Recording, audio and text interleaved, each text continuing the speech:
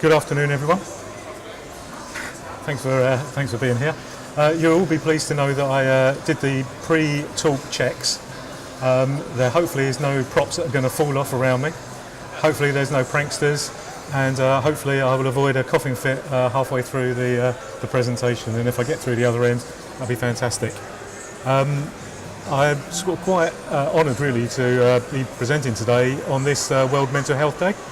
Just by coincidence, the show has commenced on World Mental Health Day, and it's nice that a counselling organisation such as ourselves has the opportunity to do our bit to promote the World Mental Health Day, which is such an important event in the calendar. So my name's Marc-Preston. I am a qualified chartered quantity surveyor. I've been in the construction industry for 38 years. I don't look that old, I hope. And also, 5 years ago, I decided to qualify as a psychotherapist. So in 2012, I got a psychotherapy degree, and I think that makes me uniquely placed to understand both the issues in the construction and property world, and also a little bit of an understanding about the talking cures and how they might apply. So my background, very briefly, I started off as an article pupil within John Lane Construction. I then became a director nearly 20 years later at Alfred McAlpine Special Projects. I've run my own quantity surveying and project management consultancy for the last 14 years. I've had a development company, and latterly I became CEO of Confidential-Counselling. So this presentation's about mental health and mental health as it impacts on the construction and property industry. So it's probably just as well to start off with a definition as to exactly what is mental health. So according to WHO, the World Health Organization, mental health is defined as a state of well-being which every individual realizes his or her own potential, can cope with normal stresses of life, and can work productively and fruitfully, and is able to make a contribution to his or her community. We all have mental health in the same way as we all have physical health. And it's very important that we do recognise both these states, and very often they're interlinked with mental health issues impacting on physical health issues. So the statistics surrounding mental health are staggering. So 1 in 6 people had a mental health problem in the last week, and that's 1 in 4 in society generally have had a mental health issue. There was a staggering number of suicides in 2015, over 6,000, and that's more people than are killed by road traffic accidents, so it is a staggering number. And of those that died by suicide, 75% were males and 25% were females. So it's a male-dominated problem in a male-dominated construction and property industry, so you can see, hopefully already, the relevance of starting this service up. So mental health, as I say, everybody has it, and it can impact anyone at any time. And I was quite interested to read the interview with Prince Harry, and this is taken from the Telegraph in April this year. And he said some amazing things about his own state of mind and his own mental health. And the things that really come to the fore is the ability to speak honestly about his feelings. And he says, the experience I've had is that once you start talking about it, you realise that you're actually part of a big club. In fact, it's not a big club, it's a ginormous club. And Prince Harry then went on to say, I sought counselling 20 years of not thinking about the death of my mother and 2 years of total chaos in life. And that's because mental health issues relating to past events can come and bite you on the bum at any time. And he makes a very valid point. It doesn't matter whether you're a prince, a mother, or a CEO of a company, or a white van driver, or a kid. It doesn't matter who you are. Mental fitness relates to every single one of us. And there's been a string of high-profile articles in the paper. I think there was one yesterday drawn to my attention, penned by the chief executive of Lloyds Bank, and he disclosed his overriding feelings of anxiety. So you can see that it really does have no barriers, and it can impact anyone at any time. So causes and types of mental health issues. So day-to-day problems, general anxiety disorder, depression, stress, relationship issues with spouses, with children, parents, friends, co-workers, bosses. People have all sorts of phobias that can impact on their day-to-day existence, whether it be fear of open air, fear of enclosed spaces, which is quite relevant if you happen to be working in the construction and property industry. Physical illness, so if you're suddenly diagnosed with a life-threatening or a life-changing illness, that can impact on your mental health. Lots of addictions people develop in life, either through alcohol, drugs. A lot of people becoming addicted to their IT, their mobile phones, their social media. You probably can't go to a restaurant without seeing people staring avidly at their mobile phones. Easy access to pornography means that that's becoming an increasing problem. Gambling, again on mobile phones and devices, is causing new addictions. There's a direct link with sleep problems and mental health problems. Some mental health issues do run in families. Trauma, seeing an accident, particularly on a building site, being involved in a car crash or some sort of accident, or seeing some sort of trauma, can affect your mental health. And having a midlife crisis, coming to terms with your own mortality, suddenly realising that retirement is looming. Lots of things can happen to you, and these sort of impact on your mental health, and you can see that these things are everyday things, and they're not the special domain of just a few individuals. So here's a video about someone who was suffering with depression and what it was like for them. I had a black dog. His name was Depression.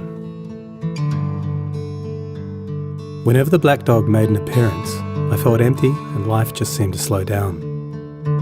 He could surprise me with a visit for no reason or occasion. The black dog made me look and feel older than my years. When the rest of the world seemed to be enjoying life, I could only see it through the black dog. Activities that usually brought me pleasure suddenly ceased to. He liked to ruin my appetite. He chewed up my memory and my ability to concentrate. Doing anything or going anywhere with the black dog required superhuman strength. At social occasions, he'd sniff out what confidence I had and chase it away. My biggest fear was being found out. I worried that people would judge me. Because of the shame and stigma of the black dog, I was constantly worried that I'd be found out. So I invested vast amounts of energy into covering him up. Keeping up an emotional lie is exhausting. Black dog could make me think and say negative things. He could make me irritable and difficult to be around. He would take my love and bury my intimacy. He loved nothing more than to wake me up with highly repetitive and negative thinking. He also liked to remind me how exhausted I was going to be the next day. Having a black dog in your life isn't so much about feeling a bit down, sad or blue. At its worst, it's about being devoid of feeling altogether. As I got older, the black dog got bigger and he started hanging around all the time. I'd chase him off with whatever I thought might send him running. But more often than not, he'd come out on top.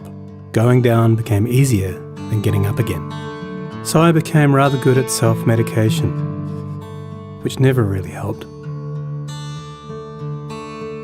Eventually, I felt totally isolated from everything and everyone. The black dog had finally succeeded in hijacking my life. When you lose all joy in life, you can begin to question what the point of it is. Thankfully, this was the time that I sought professional help. This was my first step towards recovery and a major turning point in my life. I learned that it doesn't matter who you are, the black dog affects millions and millions of people. It is an equal opportunity mongrel. I also learned that there was no silver bullet or magic pill. Medication can help some, and others might need a different approach altogether. I also learned that being emotionally genuine and authentic to those who are close to you can be an absolute game changer. Most importantly, I learnt not to be afraid of the black dog, and I taught him a few new tricks of my own. The more tired and stressed you are, the louder he barks. So it's important to learn how to quiet your mind. It's been clinically proven that regular exercise can be as effective for treating mild to moderate depression as antidepressants. So go for a walk or a run and leave the mutt behind. Keep a mood journal. Getting your thoughts on paper can be cathartic and often insightful. Also keep track of the things that you have to be grateful for. The most important thing to remember is that no matter how bad it gets, if you take the right steps, talk to the right people, black dog days can and will pass. I wouldn't say that I'm grateful for the black dog, but he's been an incredible teacher. He forced me to reevaluate and simplify my life. I learnt that rather than running away from my problems, it's better to embrace them. The black dog may always be part of my life, but he'll never be the beast that he was. We have an understanding. I've learned through knowledge, patience, discipline and humour, the worst black dog can be made to heal. If you're in difficulty, never be afraid to ask for help. There is absolutely no shame in doing so. The only shame is missing out on life.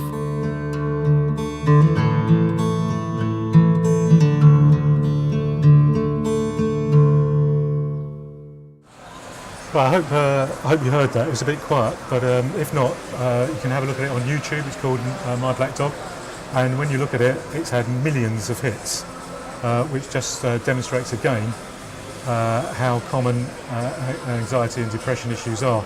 And there's a whole series of other like videos that hopefully can be inspirational, because they've been penned by people that have suffered from those illnesses for some time. And what they do demonstrate is there's light at the end of a tunnel. But one of the key difficulties in making the change and dealing with it, and it did come up in the video, is the whole issue of stigma. So there's a general lack of knowledge of mental health issues. There's a fear of the unknown because you can't see it, you can't take an X-ray of it, and it's not spoken about, and it's seen as a sign of weakness, particularly in the macho construction environment in which we all operate. It was quite interesting. I liked a series which is on the History Channel called Black Sails. It was about pirates, and it was quite good. It was a bit like a Game of Thrones, but on sea. And there was a quote that I picked up from the fictional Captain Flint. Well, actually, it wasn't a fictional character; it was a real-life character, apparently. But he'd say, "Madness is such a hard thing to define, which makes it an easy label to affix to one's enemies." So you only have to say someone's mad, and you can, sort of try and knock them out of the game, particularly in a competitive corporate environment. So I attended a mental health first aid training course just a couple of weeks ago, which is run by Mental Health for England, and we're actually doing a competition, and you can enter, and if you win with the best idea that might change the approach to mental health, you can win a place on a course.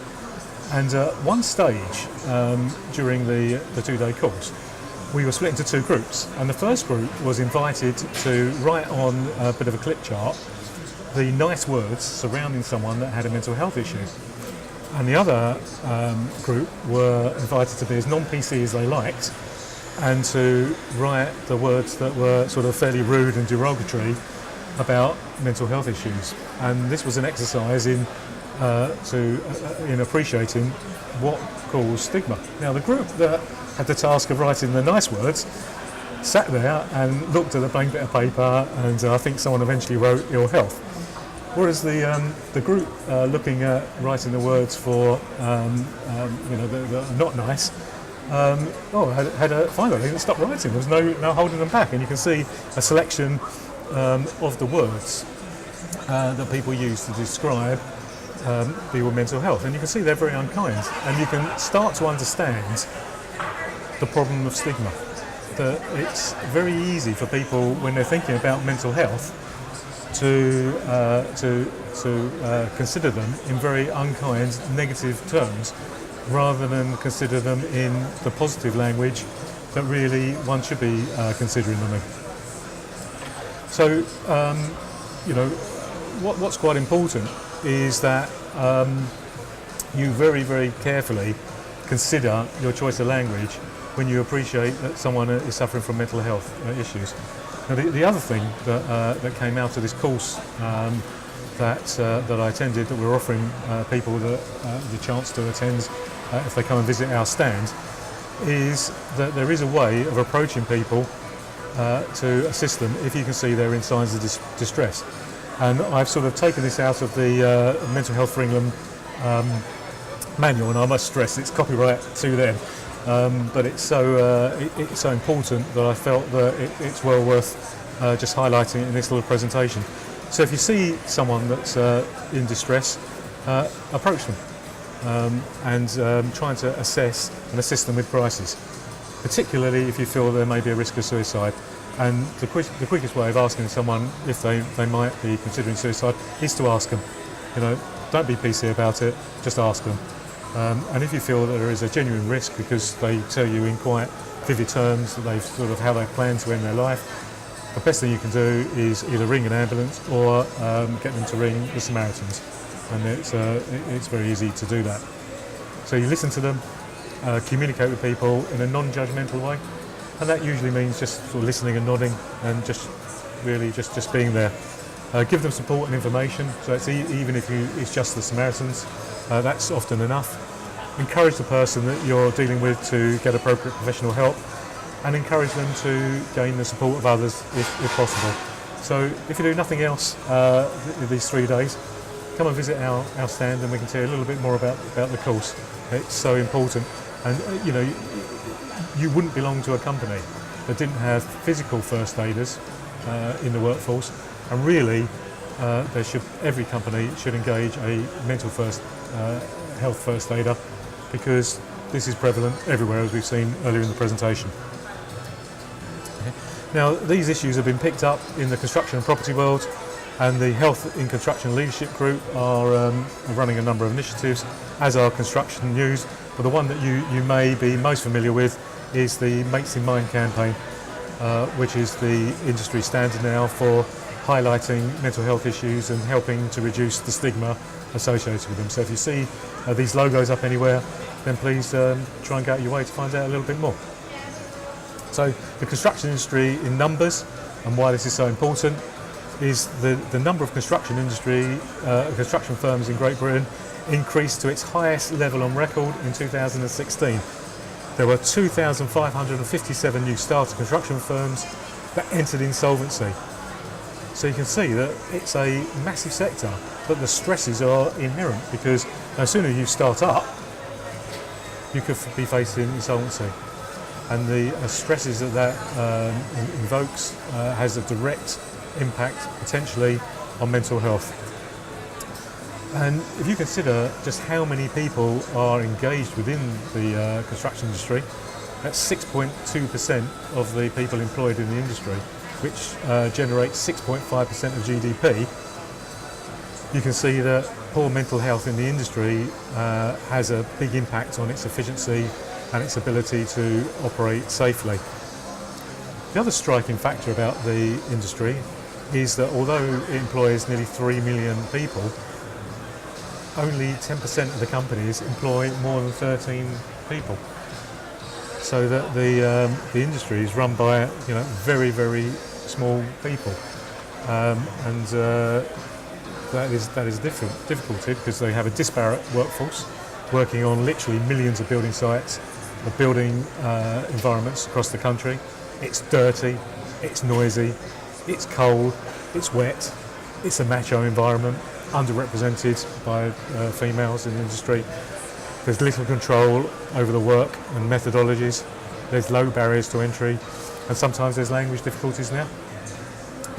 And all that equates to stress and vulnerability. So you can see that there's a number of quite key factors that make the workforce working within the construction industry very vulnerable indeed to mental health, which is prevalent in society, full stop.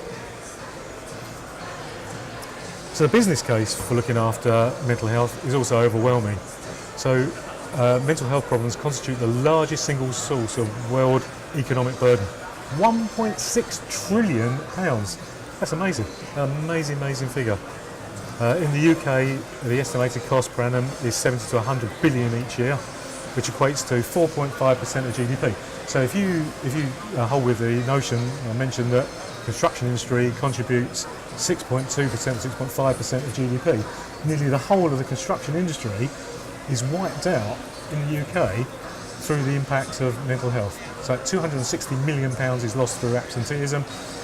And I think, well, absenteeism is absenteeism, that's exactly what it is. But there is a much, much bigger figure still to be fully researched associated with people that come to work that just stare at their screens all day, or just spend the whole day smoking or drinking coffee or sitting in the toilet or not focusing. And that figure runs a multitude of the £260 million loss through absenteeism. So, when people are away from work through, heart scare, broken leg, cold, everybody cares. But when they're away from mental health, there's this stigma attached. And in fact, I was listening on this mental health first aid training course, and it was actually started by an Australian woman who was off sick for 6 months at the same time that someone had broken, another person had broken their leg.